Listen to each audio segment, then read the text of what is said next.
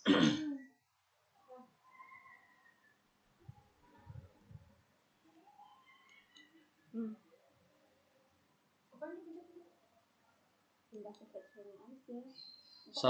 warahmatullahi wabarakatuh.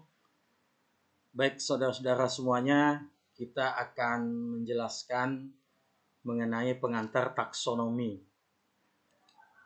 Dalam hal ini adalah taksonomi hewan. Hewan itu terkelompokkan menjadi dua bagian, yaitu taksonomi hewan invertebrata, kelompok yang tidak bertulang belakang, kemudian kelompok vertebrata, kelompok hewan yang memiliki kolumna vertebrae atau ruas-ruas tulang belakang. Pada prinsipnya, pengertian atau pengantar taksonomi untuk kedua kelompok hewan itu sama saja.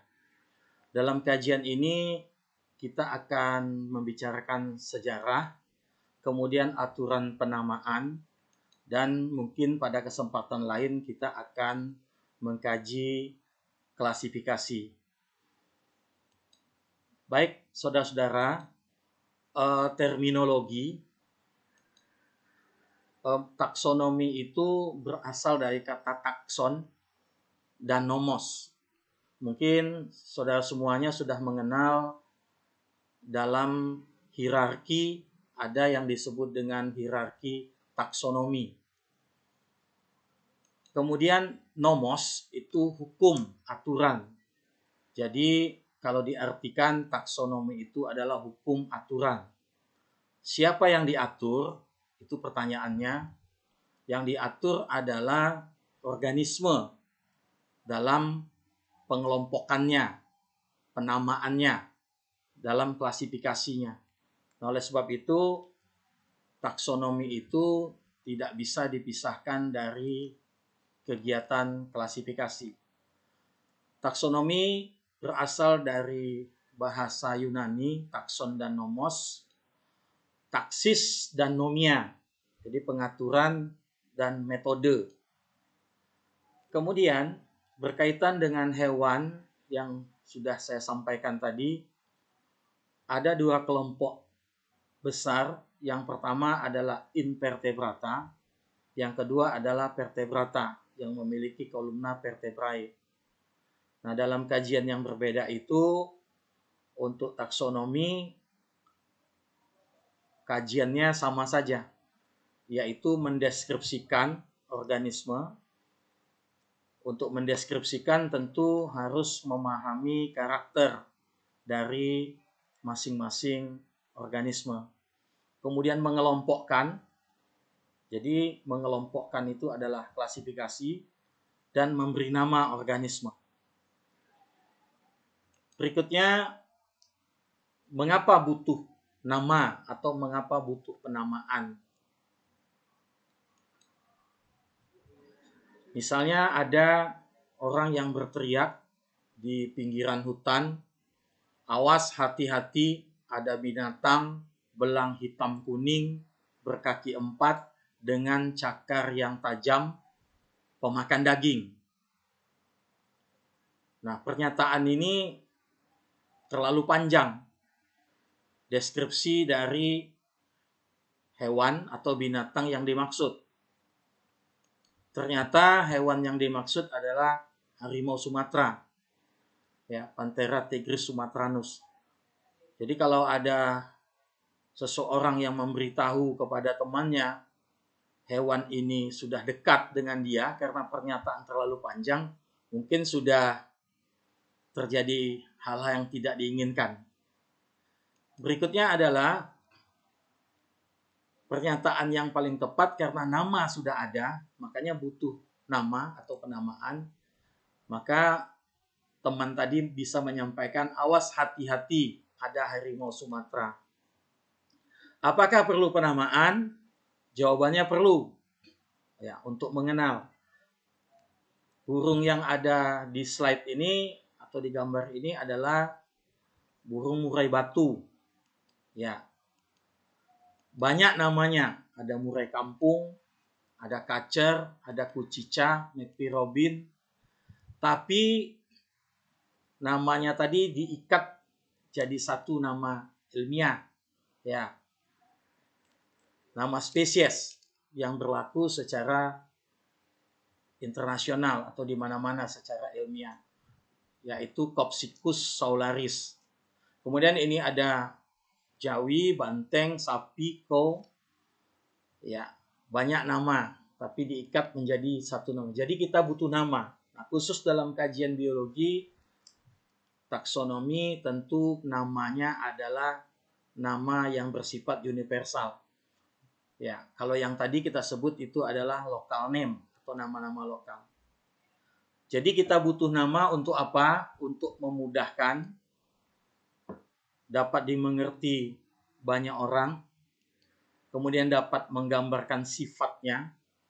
Makanya dalam klasifikasi, dalam takson spesies, nama hewan itu pada nomen trivialnya atau epiteton spesifikumnya atau penunjuk jenisnya biasanya menunjukkan sifat.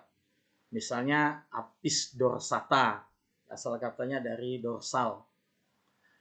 Kemudian karena itu kita butuh taksonomi.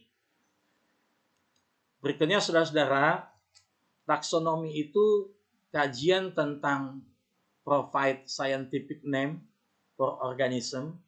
Jadi penamaan organisme. Organisme itu adalah makhluk hidup secara saintifik, ya, secara ilmiah. Kemudian describe them, itu mendeskripsikan.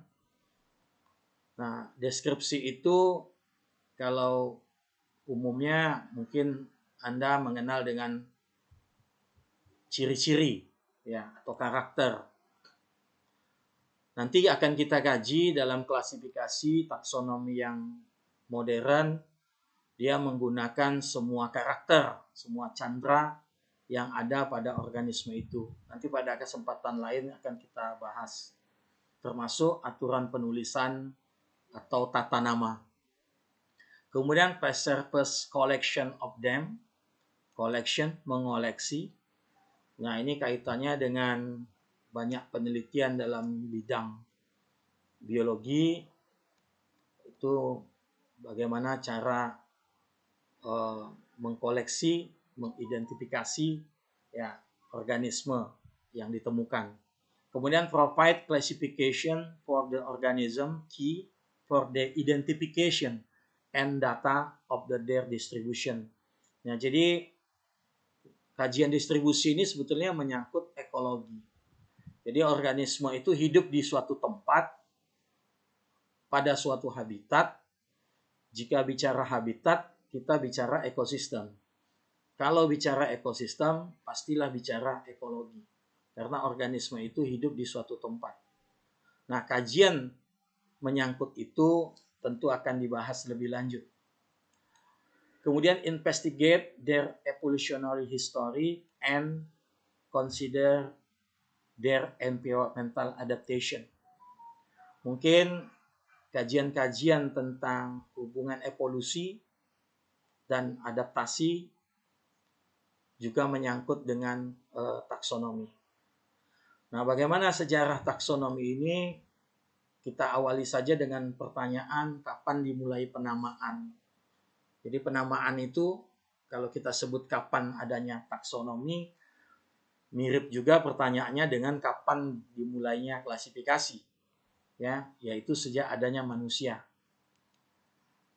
Kemudian klasifikasi kita singgung sedikit pada kesempatan pertama ini.